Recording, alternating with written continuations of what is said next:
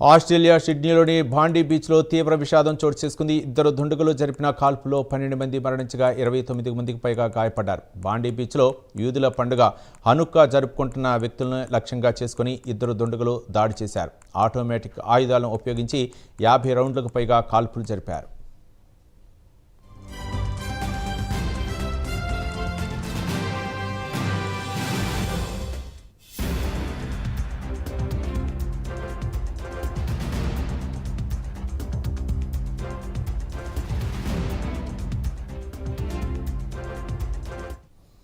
పర్యాటకులు హ్యాపీగా బీచ్లో గడుపుతున్న టైంలో ఇద్దరు వ్యక్తులు గన్ తీసుకుని బీచ్లో జనం మీద కాల్పులు జరిపారు. కాల్పుల శబ్దం వినగానే జనం పరుగులు పెట్టారు. దుండగులకు దొరకకుండా తలదాచుకునేందుకు తలో దిక్కు పరిగెత్తారు.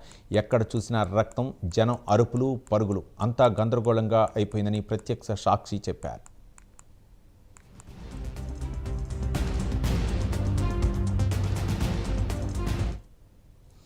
సిడ్నీ ఉగ్ర కాల్పుల ఘటనలో రియల్ హీరో అనిపించుకుంటున్నాడు అహ్మద్ ఆల్ అహ్మద్. ప్రాణాలకు తెగించి ఓ ఉగ్రవాదిని పట్టుకొని గన్ లాక్కొని రివర్స్ అటాక్ చేశాడు. చెట్టు చాటు నుంచి బుల్లెట్ల వర్షం కురిపిస్తున్న దుండగుడిని మెరుపు వేగంతో వెనక నుంచి వెళ్లి గట్టిగా పట్టుకున్నాడు. అతడి చేతిలోని గన్ను లాక్కుని తిరిగి అతడికే ఎక్కుపెట్టాడు. అది చూసిన మరో ఉగ్రవాది అహ్మద్ లక్ష్యంగా కాల్పులు జరిపాడు.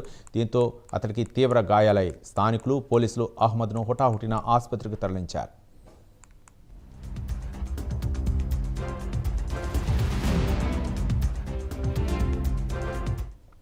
వెంటనే స్పందించిన భద్రతా సిబ్బంది ప్రతి దాడులకు దిగారు. ఈ క్రమంలోనే కాల్పులు జరిపిన వారిలో ఒకరు మరణించగా మరొకరు తీవ్రంగా గాయపడ్డారు. గాయపడిన వ్యక్తిని పోలీసులు అదుపులోకి తీసుకున్నారు. ఇద్దరు దుండగుల్లో ఒకరిని నవీద్ అక్రమంగా గుర్తించారు. అలాగే బాండీ బీచ్లోని క్యాంప్ బెయిల్ పరేడ్లో కారు నుంచి అనేక ఇంప్రూవైజ్డ్ పేలుడు పరికరాలను కూడా స్వాధీనం చేసుకున్నట్లు పోలీసులు తెలిపారు.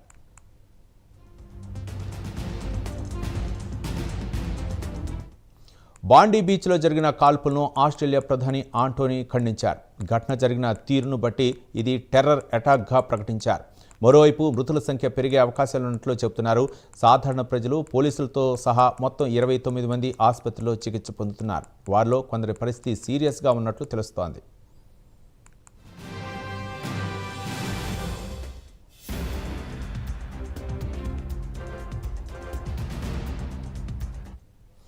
ఆస్ట్రేలియాలో జరిగిన ఉగ్రదాడిపై భారత ప్రధాని నరేంద్ర మోదీ దిగ్భ్రాంతి వ్యక్తం చేశారు. మృతుల కుటుంబాలకు భారత ప్రభుత్వం తరపున సంతాపం తెలిపారు.